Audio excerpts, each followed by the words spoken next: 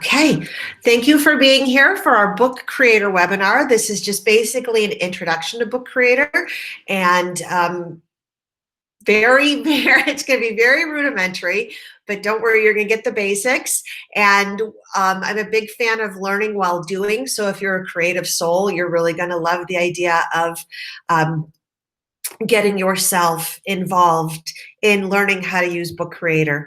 I am a book creator ambassador. My name is Stephanie DeMichele. I'm also a digital learning designer and an instructional coach with the Educational Service Center of Northeast Ohio. Basically, I like to take everything old and make it new. So our good sound pedagogical and the digital age. So if you need any help with that, I'm here. I am, as I mentioned, a book creator ambassador. And what that means is I took a course online and I got good at using Book Creator. I also teach a course, an online course about we go into more detail about how to use Book Creator. But I figured the best way to talk about Book Creator is to show you a Book Creator. So I've created a book, how meta, I've created a book about Book Creator in Book Creator. And here we go. Okay, we are presenting. Here we go.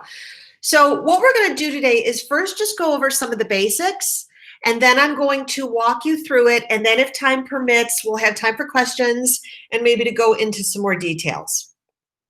So when you create a book in Book Creator, this is what you get. It actually opens up like a book. When you this is a published book. So it's a great tool for students and teachers. Teachers like to use it to deliver instruction in a different way, and students like to use it to show that they've learned something. Book Creator is perfect. If you're looking for the performance-based assessment tool, Book Creator is your jam. There's about 1.5 million books made per month. They're stored on the Book Creator server, so don't panic. You don't need to save up, eat up all your hard drive. And like we said, it's great for students and teachers. But it's more than just a book, because your pages are interactive. You can add voice, for your littlest readers or your ELLs. You can add text. You can insert video. We know video is a powerful learning tool, images, and more. In fact, instead of me talking about it, why don't I go ahead and show you a few things right here.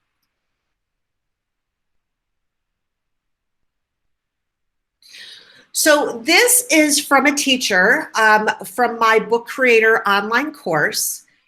And one of the tasks was the teacher had to create their own textbook for a lesson. As we know, textbooks can become outdated.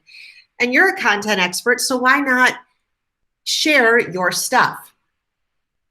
So this was a book Arthea created, and in it, she's talking about scatter plots. And as you can see, it's way more interesting visually than a textbook, but she asks questions of them. She puts her Bitmoji in here to give a sense of personality, which I don't know about you, but if you are doing distance learning, building relationships and having students see your personality is really important.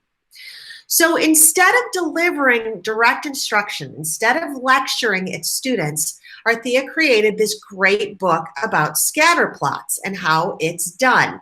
And you can see here, like we said, she's got images and text, but here she's also embedded content, which I don't have access to because I don't have Edulastic, but she's created a quick formative that students can do based on what they've read. Okay, now show me what you know. So as you can see, you can do lots of things. It's not just creating a book. You can add information. Here, you can see she's got voice directions. This is a positive relationship because as the temperature outside increases, the number of ice cream cones sold also increases. So as you can see, she might run out of space to further explain, but it's right here for students. This is no association. The reasoning is because there's no relationship between the amount of time you exercise and the number of pets you have. One does not affect the other. So adding voice comment is a great way to further explain things. And when you really do think about it, what Arthea's done here is allowed her students, she's allowed things to be differentiated for her students. The students are allowed to stop, rewind, return to pages to further explain things. And again, she builds in these checks for understanding, as you can see right there. And she allows another click. There we go. That one is working, where students can go ahead to Edge Elastic, which they can sign in with their school account. And then finally, she gives them a project to create. So and she even has some built-in vocabulary here in the back. So that's an excellent way for a teacher to go ahead and share her ideas or his ideas, to go ahead and deliver instruction, basically. I guess I'm kind of beating a dead horse, but with distance learning, with this generation of learning, it's great to be able to share what to replace your direct instruction with your own textbook, so to speak. Are there any questions so far? Anyone want to unmute? Okay, I'm going to keep going then. All right. The next thing I wanted to share with you, so let me share my screen here. Hold on. Okay.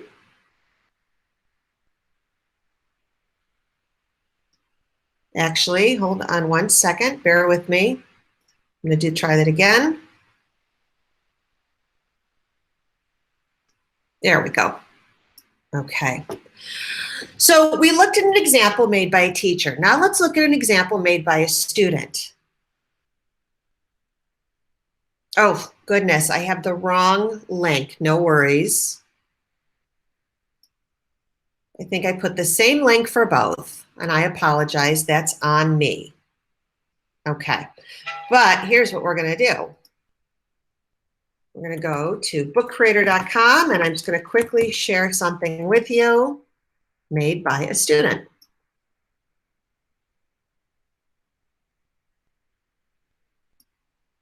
In fact, let's show you something made by kindergartners.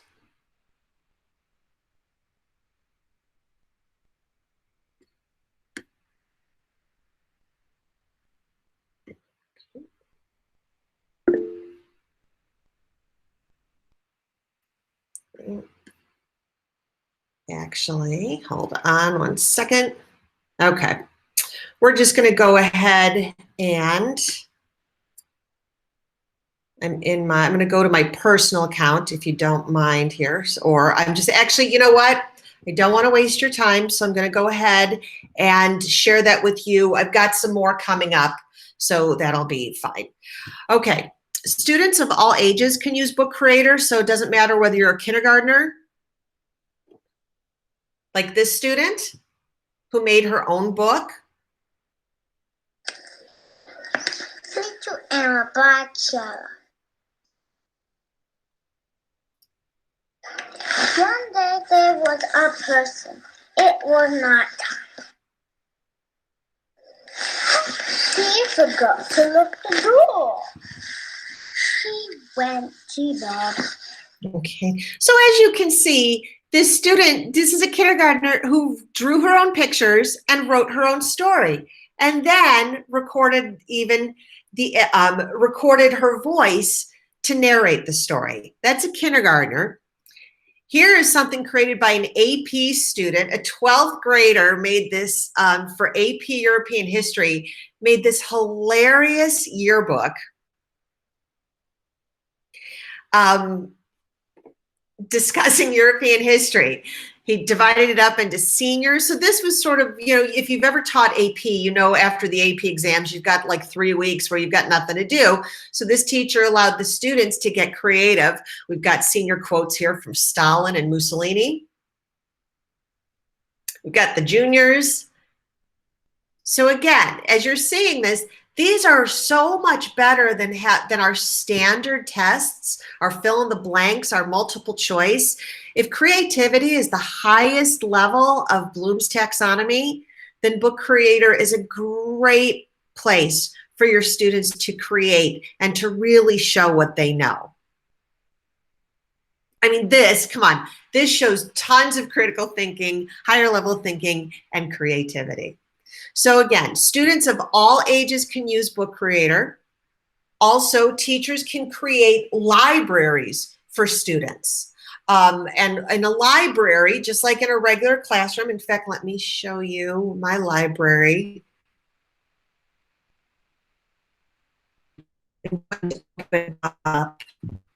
Another one here in a second, but this is my library where I have all of my books. Now, this is my professional account. I'm going to share my personal account with you in a minute. You'll get a better idea of what that looks like.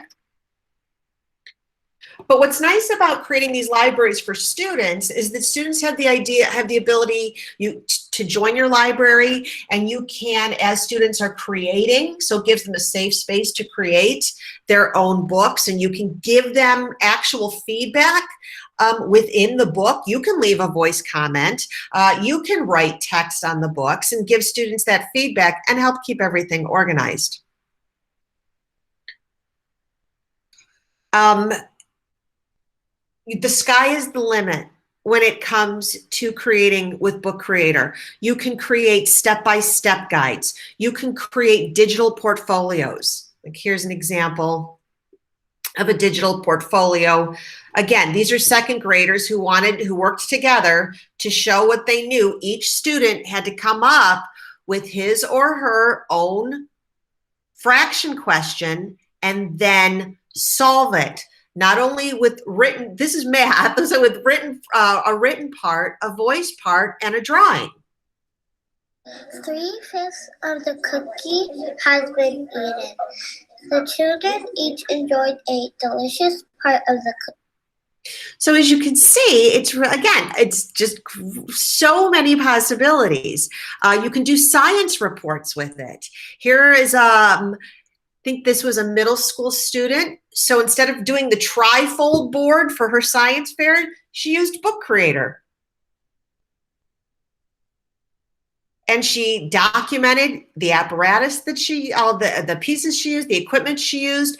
She documented the resources that she used and came up with her own conclusion. Book Creator is great for learning journals. This was a phys ed teacher came up with this as a way for distance learning students to keep track of what they're doing. So they would have to insert for each week, they set a goal for themselves and then discuss the plan they were going to enact in order to meet the steps of that goal. They would insert a picture of them performing the exercise. Actually, they can also insert a video too. And just a place for them to keep track of their weekly activity. Book Creator is also great for poetry books. This is an anthology I got the link wrong again. I apologize. I will fix these links when we're done. I will tell you the most popular use, the very most popular use of Book Creator is for comics. If you have students, you know that students love graphic novels. And Book Creator is not only great for that, it's great for comics. So this is an example. These students took American history facts and events and turned them into short stories. Sometimes they turned it into comics, but basically they took something very courageous or very creative, and told the story of women's suffrage in their own voices through a short story. Sometimes they did it very traditionally, as you can see here, with pictures and words. Sometimes they created comic books using the comic feature, which I'm going to show you when I walk you through this in a little bit. I love this. Let's get this party started about the Boston Tea Party. As you can see, telling stories is super powerful. We love doing it as students. So it's very easy to go ahead and get started doing these things. I've included more here for you, more links for things that students have done. This was, I believe, this was a field trip. Students documented their field trip. Here's another, another way to get students involved. This is a collaboration between a New Jersey kindergarten classroom and a California classroom. The kindergartners pretended they were writing in snow. They were doing their sight words. So they were performing for an authentic audience.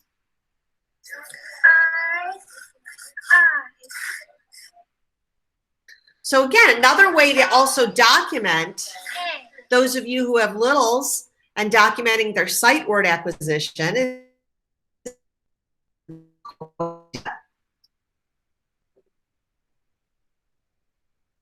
this one was made by a 6th grader where he wrote a textbook about the respiratory system. He included photos of himself, drawings that he had taken. This was actually the culmination of a project-based learning unit on organisms and organs. And finally, we have here again, just another documentation of 10th graders, in fact, writing their own textbook as they learned. So the teacher here did very little direct instruction, gave the students topics, gave them essential questions and said, answer these questions. And then you'll see some students created their own original drawings to contribute to this book, and they made their own textbook. What a great way to learn while doing. Okay, gonna take a quick little break here. I see that I have 2 questions in the chat. Amy, I see, yeah, and Michelle, thanks for stepping in and helping out with that. I appreciate it so much. And does anyone want to unmute before I go through, because I've shown you examples, and now I want to walk you through sort of the nitty-gritty of how it's done. Anyone have any questions? Okay, awesome sauce. Here we go. Let me open up a new tab. Bear with me, and I'm going to share it here in a minute. Okay.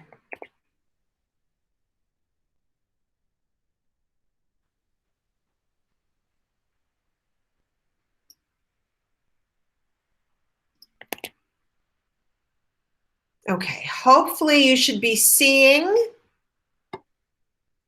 a window that says Remote Learning with Book Creator. Do you all see it? I could just put a right now. Okay, thank you, Chris, I appreciate it. Okay, so this is how if you haven't already created an account, you're gonna wanna go ahead and go to bookcreator.com. It's that easy. And what you'll see down here is how you can sign up for free. Now, again, not a big surprise. There are some free features of Book Creator, and there are some paid features. Don't worry, we'll get to that in a minute. For a long time, I used the free version, and I'll explain how in just a bit. All right. So when you sign up, you're going to be asked to sign in with your Google account, your school Google account, or your school Microsoft account, or Clever. They make it very, very easy to go ahead and jump in. When you create your account, you're going to have a teacher dashboard, and that's what this teacher dashboard looks like. And again, just like a regular dashboard of anything. So what you'll see here, these are libraries that I've created. All right. You'll notice that this one has a lock on it.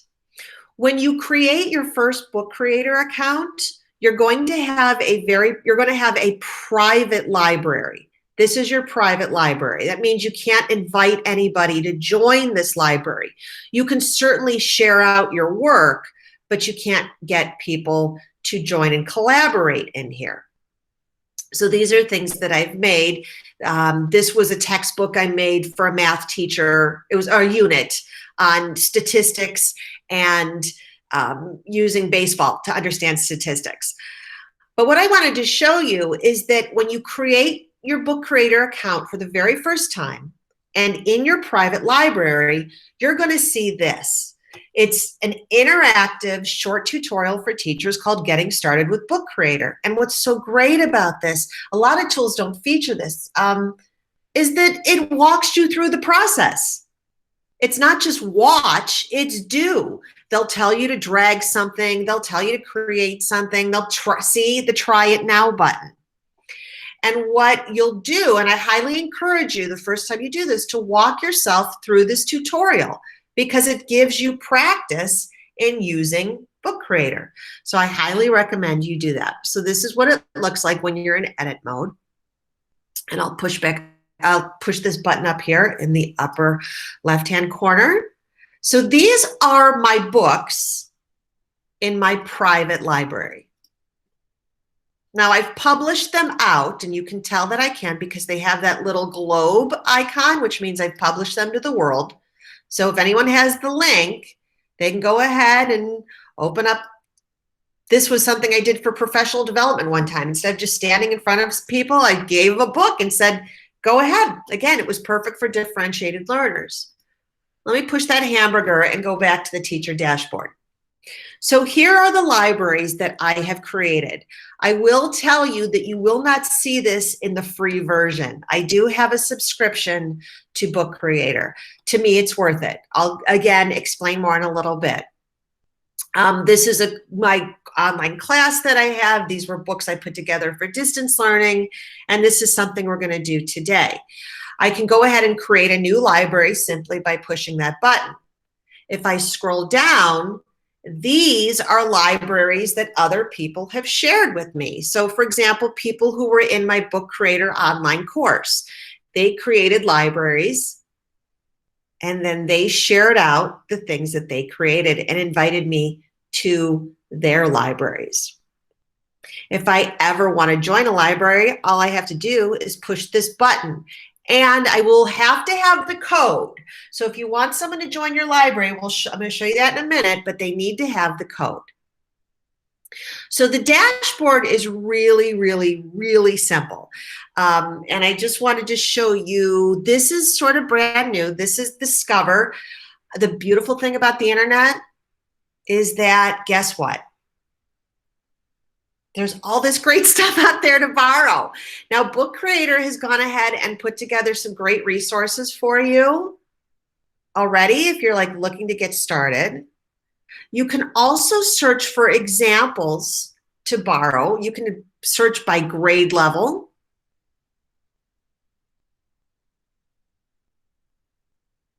Elementary, middle school, and high school.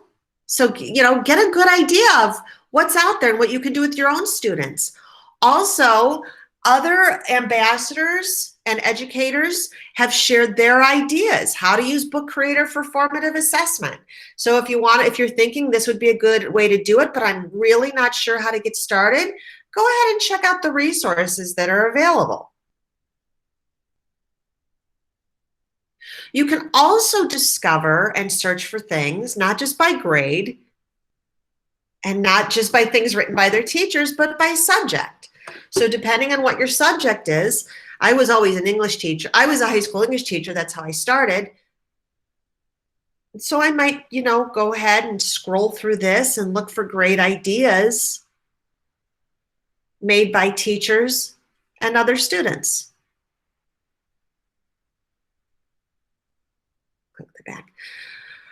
All right, and then also on your teacher dashboard is a tab called Learn. And Learn is the knowledge base. And the people at Book Creator have done such a fantastic job of making it easy for us to understand it. So if you ever have any questions, you just click the Learn button. They've got great categories here. You'd probably be right here with getting started if this is your first time, but then you'll want to start, you know, creating the books and adding the images, the audio, the video, the shapes, the drawings. And then you'll want to start branching out. you know, how to share those books, how to manage, how to get people to collaborate. But right now, we're just going to go through the basics. So we've covered the teacher dashboard. Going to go over here. Any questions? Okay, back to it. Hold on here. All right. Now, I want to let's talk about how to create your first book. So I'm going to go into my library. This is the library I created today. And all you have to do to create a new book is click New Book. And you'll notice that you have a couple shapes, a portrait, a square, a landscape. You can also do comics. I'm telling you, kids love the comic book feature to retell history, to discuss a literary character, graphic novels, all of that. That's huge. Okay, so I've created a comic, and there it is, and you're probably like, what's going on? There's just a blank page, and there totally is a blank page because these 3 buttons are how you make it happen. Now, the first thing, this is my cover. So all I have to do is, again, if I want to add something, I just click the plus sign. So maybe I want to do, this is a comic book, so I want to do a panel. Okay. There you go. And when I click in these panels, you can tell that they're locked. That means they can't be moved unless you unlock them, which I'm not going to do right now. You also have the option here to go ahead and click and look for a picture. So I can do a Google or image search, or if I have something that I've already uploaded, or I can find something from my Google Drive. It's entirely up to whatever. A lot of times, okay, let's just say, you know what? I'm going to go ahead and put in a picture of a frog. How about that? Just keeping it simple. By the way, all of these images are they're public domain images because you're searching for them within Google. So here we go. There it is. And look how nicely that fits in the frame. So let's say your kids are talking about a frog life cycle or something. And you know what? I'm going to use the camera here now. And I'm going to take a picture of myself because I'm the author.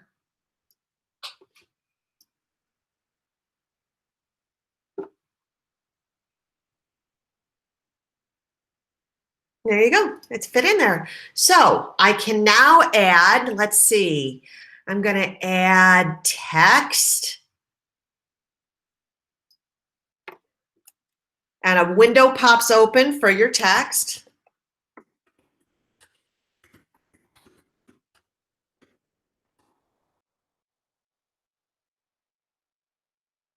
Stretch it out, move it around, do whatever I want. Now here's what happens. If I double click on this to change it, I still just go back to the text box, and I can make it bold, and I can, you know, italicize, underline, or even create a link. Or even here, you notice, this is the life cycle of a frog. I can go ahead and enter. Oops. So again, if you have students who aren't really great at typing, you have the voice to text option there for them to use. But if I want to modify this, I'm going to want to use the I button, the info button, the inspector button, whatever you want to call it. And here's where I can change the size, and I can change the justification. I can change the color if I wanted to. I can change the background, give it a little background if I want. Shadow, move it front to back, whatever I want to do.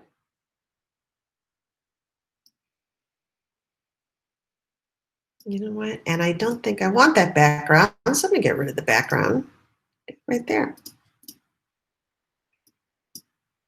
Into anything I want. And there we go. And now I'm going to add a speech bubble. And I'm going to click on that, and I'm immediately going to type in there.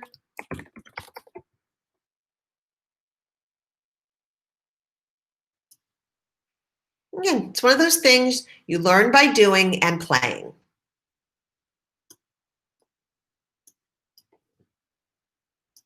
Okay. I can also, since I clicked on the page, you'll notice I didn't click on a box, but I'm just clicked on the page. In general, I can give it a great comic book effect if I want to. So I can give it different backgrounds. And I have some great choices.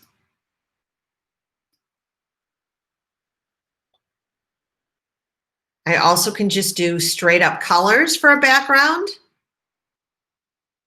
Paper. So you'll notice here, for those, those of you who are math teachers, you've got grid paper here that you can use. You also have dots and lined paper and music. Do is borders,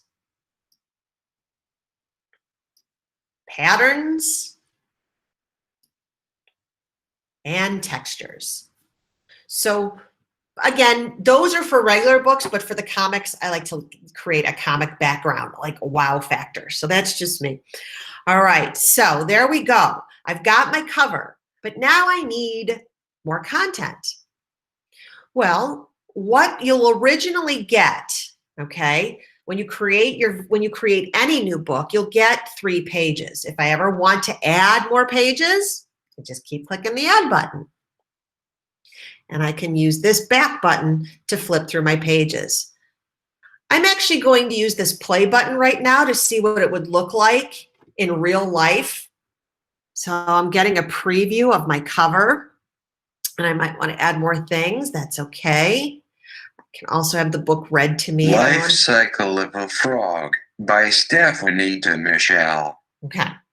So as you can see, that Read to Me feature is also good for your immersive readers or your special needs kiddos. But that's what it looks like for right now. And that feature is when the book is in play mode. Right now, I'm just going to go back to edit because I want to edit my book. And I'm going to go to the next page. And let's see, what do I want to do? I'm going to put in another panel. And you'll see that this is taking up pages 2 and 3, like a regular comic book. So here I can talk about, a frog begins as a, let's see, let's do a caption, just like in a comic book.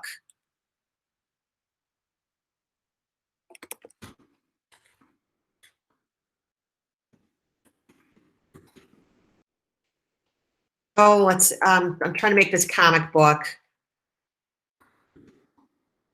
Humble beginnings.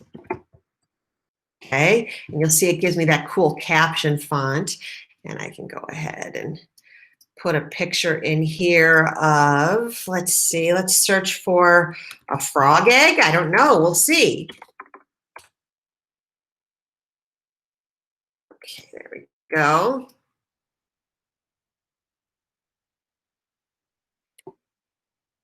There we go. So it is really kind of cool. And again, super duper easy. So here, again, I've shown you how to add images. We got a sticker here.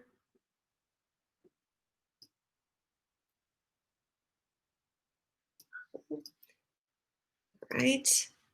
I can also add media. So here's where, to this page, again, we talked about importing, so I can import images, maps, files, anything. I can also embed. So if I have an embed code from like a Google site or Edge Elastic or Edpuzzle or any of those other things, I can embed it directly into my book. With media, I can also take a picture. So I've seen lots of kids use the camera feature, and here I am. Hi.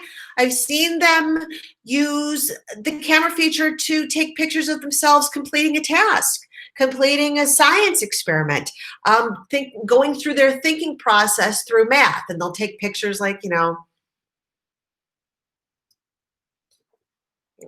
use that picture and I'll put it in there like this is me thinking. You can also, they can record a video of themselves within the app. If they just go to camera and you see here, record video. So here's how I solved the math problem. First, I gathered 5 cookies. All right, I'm going to stop the video for right now. And you'll see, again, students can record themselves and put it into the story. Other media that you can add, there's a pen tool. So as you saw, students were able to draw using a variety of tools. A little pencil, a brush, a crayon, a marker. There's even auto draw. So for those of us who aren't maybe the best artists on the planet, auto draw sort of takes a look at what you're drawing and guesses, if you look there at the top,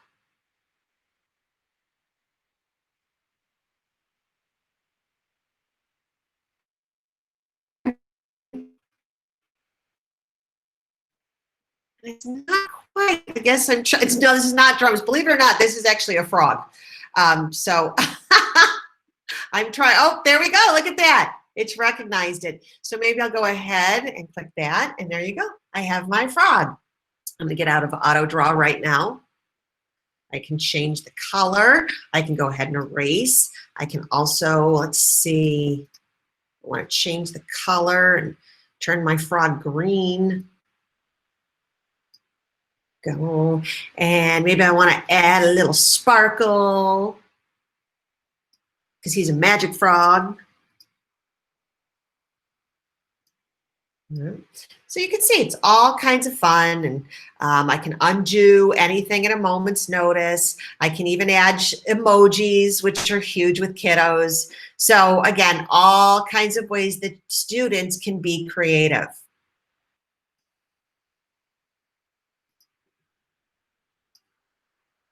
Of course, we also talked about how to add text. It's just as simple as opening up a text box. And other media is to record.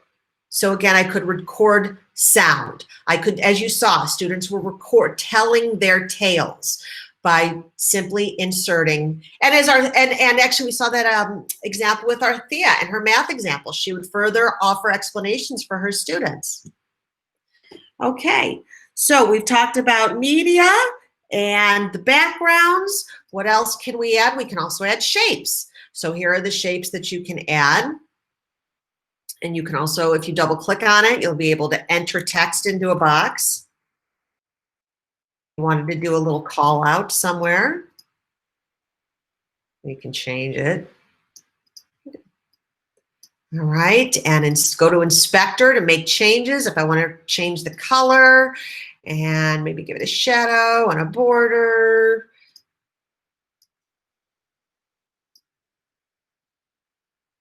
Increase the border thickness, move it behind the frog, or behind the panel, sorry. I'm gonna hit undo, and there you go. It's really that simple. And now when I look at it and play it, it opens up just like a regular book. So again, I can go ahead and preview it. So here's how I solved the math problem. Okay, I think that is it for the layout. So that was definitely something I wanted to show you how super easy it is. But of course, when you go into your own library, your private library, you'll have that getting started tutorial, and that'll be super duper helpful. Okay, gonna take a sip of water here. Christine, great for kids on IEPs. Absolutely. It's a great tool for IEPs, for differentiation for anybody. I just think, you know, I have 5 tools that I think we should be using in the digital age, and in no particular order, and this is in my top 5. And not only that, I only recommend tools that are super duper easy to use. All right, any questions? Okay. While we still have some time, I want to show you how to share this now and how to get that book out into the world, because that's important too. Okay, so let's get to it.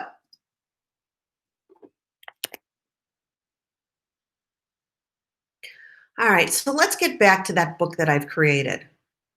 Now, here's the library, and here are my books. Okay. So let's give this a title. And when I have these little buttons here, you'll see I have, according to the library, I can import a book from another library. I can move this book to another library. I can make a copy of this book, or I can combine books. So let's say this might be an option for those of you who have students creating 1 or 2 pages that you want to put together in a yearbook or a digital learning journal or a poetry anthology. You could do it that way. That's for combining, or I can go ahead and delete it. This is the universal button for sharing, so I can choose how I want to share this. I can publish it online, and as you can see, once it's published online, it has that little globe icon. I can choose collaborators. So again, another way for me to work on a book with students is for each student to join as a collaborator. This is book if I would like to, and again, I can also go ahead and print it if needed. Those are my options for sharing. Now, what I'm going to do, this is something I have actually shared with all of you, because when we do the Wakelet board, let me go to the Wakelet board. One of the things we're going to talk about for you to receive your certificate of learning, I'm going to ask you to join that library and complete a page in our collaborative book. I just want you to play along. And the invite code is right there. So what I'm going to ask you to do is you'll use this code, and it's in our Wakelet board, so don't panic. And you can also see that at any time I can expire this code and shut down this library and book if I need. Inviting you to my library. You will not have access to this book, and I'm going to leave you with no access because I want you to try and click on it and see what happens. But here I've added collaborators, and the pencil indicates edit. And all you need to do is I want to just tell us a little bit about yourself by filling in this template. And it's, what's your name? What's your favorite food? When you were little, what did you want to be? See, I inserted my picture. In 3rd grade, I wanted to be a marine biologist so badly. I don't know what happened. I don't know why I'm not. And where I would be if I could be anywhere right now. And you'll see that I've got these templates, these pages in here. You're free to do with them what you want. If you want to change them, all you have to do is go to Inspector and change them up any way you want to. So if I click on the page, I can change the colors. If I click on the panel, I can change that. You do you. The whole point is to explore your creativity. So you want to have a name, a food, what you wanted to be when you grew up, and if you could be anywhere in the world right now, where would you be? So that's what I would like you to be able to do on your own. And again, it's in our Wakelet board with the code. And then once you do that, you're going to click this link, which takes you to a Google form. And you would go ahead and fill this out. And once I check and make sure that you did the book creator activity, we'll go ahead and we will issue a certificate of learning for being here today for 1 hour. Okay, let me go over the Wakelet board just a little bit, because here's what we did talk about. We talked about just getting started. We talked about the dashboard. We talked about how to create your first book. And if you at any time forget, I'm going to record this webinar, plus you have the Wakelet board with links to their help desk. But we didn't necessarily talk about collaboration, which is actually something you're going to do. We're going to talk about how to, we talked a little bit about combining books in Book Creator, why you might want to copy books and how you do it. For those of you who have special needs students, here's all of the accessibility information that will be helpful to you and yours. And I did promise you that we would talk about pricing. So here is the deal. It is not entirely free, okay? if you use Book Creator for free, you get one library with 40 books to use in your classroom, but you don't get the option for real-time collaboration. You don't get to add co-teachers. It's just that private locked down library. Now, I think it's fine if you just want to get started, okay? Now, here's the thing. I'm sharing with you the pricing info that you can share with your districts. There's a couple options here. When I was in the classroom, I asked for subscriptions all the time. I asked for subscriptions to Edpuzzle, and I asked for subscriptions to Quizlet. And more often than not, I went to my admin, and my admin always granted me the subscription, because as you can see here, to get 3 libraries with 180 books, it's $60 per teacher per year. Here's how I always convinced my admin to purchase me the subscription. I said, what you're going to make up for it, it's going to be cost effective because you won't see me using paper. You're never going to see me at the Xerox machine. You are never going to see me making paper copies. In fact, I had my first paperless classroom in 2008. At the end of the year, I visit the bin and I'd say, okay, how much did you spend on other teachers and their paper budget? And they'd look, and then I'd say, okay, how much did you spend on me? I was cost effective. So there was that. I would always go to admin first. Sometimes I went to my PTO and asked for a subscription to something. But here's what we're seeing. We're seeing an educational renaissance with the increase in distance learning. And schools are finding it's much more effective to purchase these tools in bulk than it is to worry about paper. So there are options to buy Book Creator. I highly recommend you try out the free, because it may not be for you. Try it out first. Get comfortable with it. Create a book for your students. And then maybe once you figure out the benefits of it, you're better equipped to go to your admin and say, hey, can we talk about this? Also, some schools in the US can get funds through the CARES Act, that's the COVID Relief Act, in order to purchase Book Creator. So there are those options as well. I just wanted to make that abundantly clear. If, as you're creating, you're finding that you're having some issues, don't forget the support. I showed it to you. This is the support feature. I haven't logged in, but as you saw, it was in the teacher dashboard. This book is awesome. It'll tell you basically how to look at all of these educational platforms that you can use with Book Creator. And this is how to embed code. You can embed YouTube videos. You can embed Google Maps, Adobe, Sheets, Docs, all kinds of stuff. So this is very useful. I recommend you take a look at this book, at the table of contents, and see what's there in terms of embedding. There's also this, if you are looking for an easy way to get started, I love this. I always start with this, 50 ways to use Book Creator in your classroom.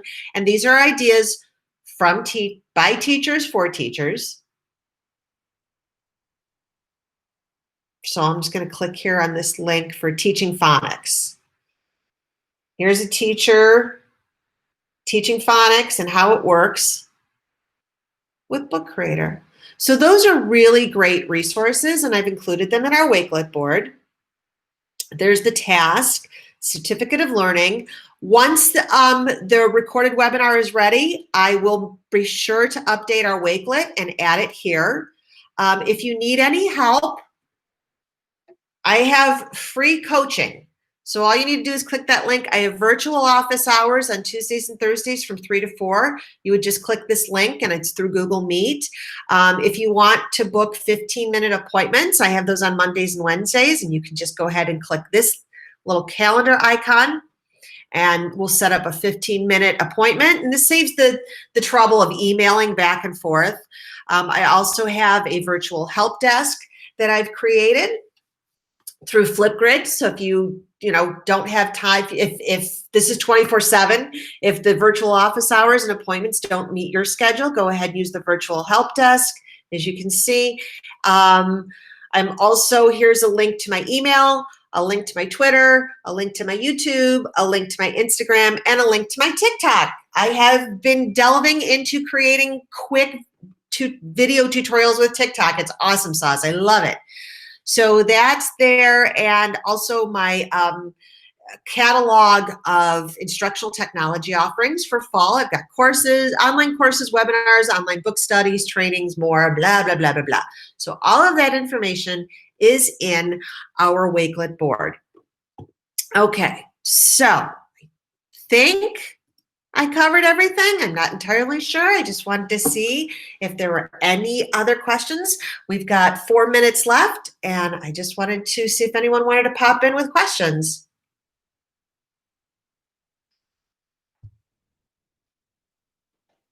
Hi, Stephanie. This is Christine. I do have a question. Hi, where do you get the so the Wakelet board?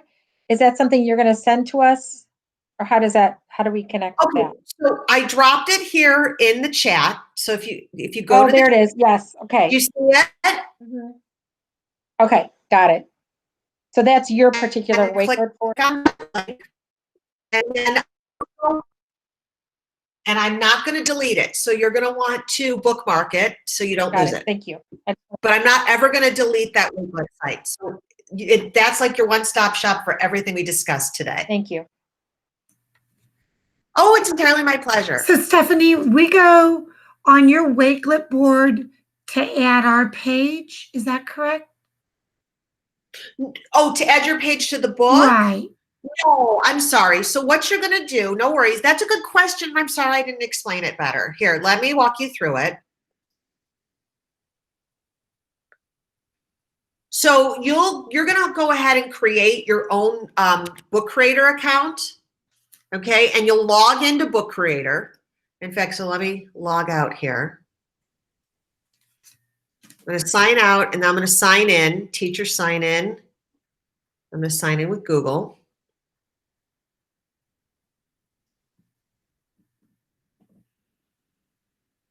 Okay.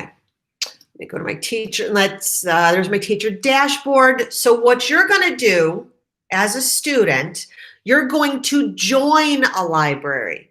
So you don't want to create a new library. You're going to scroll down to join a library. And you're going to want to enter the code. And the code is in our Wakelet board. It's right there. So you would enter that code, and then that's how you would join, Susan. And then what you'll do is you'll get in that book, this one, and you'll be able to go ahead and create a page. You'll just go ahead and click and find your page and go ahead and create. Does that help? That was helpful. Oh, good. Okay. I'm sorry I wasn't clear on that before. I Thank apologize. you. Any other questions? Okay, well, it is. We did it in an hour. It was a lot, but as you'll see, once you get into it and once you start playing, you're going to find that this is really easy. I do hope you check back. Please don't hesitate to reach out in any way possible. You have all my contact info. I want to know how this is going. And if you do this with your students or yourselves, I want to see your magnificent creations. And ask your permission to feature them in my libraries. So thank you again. I'm going to hang out here. I'm going to hit stop record right now. But if anyone would like to hang out and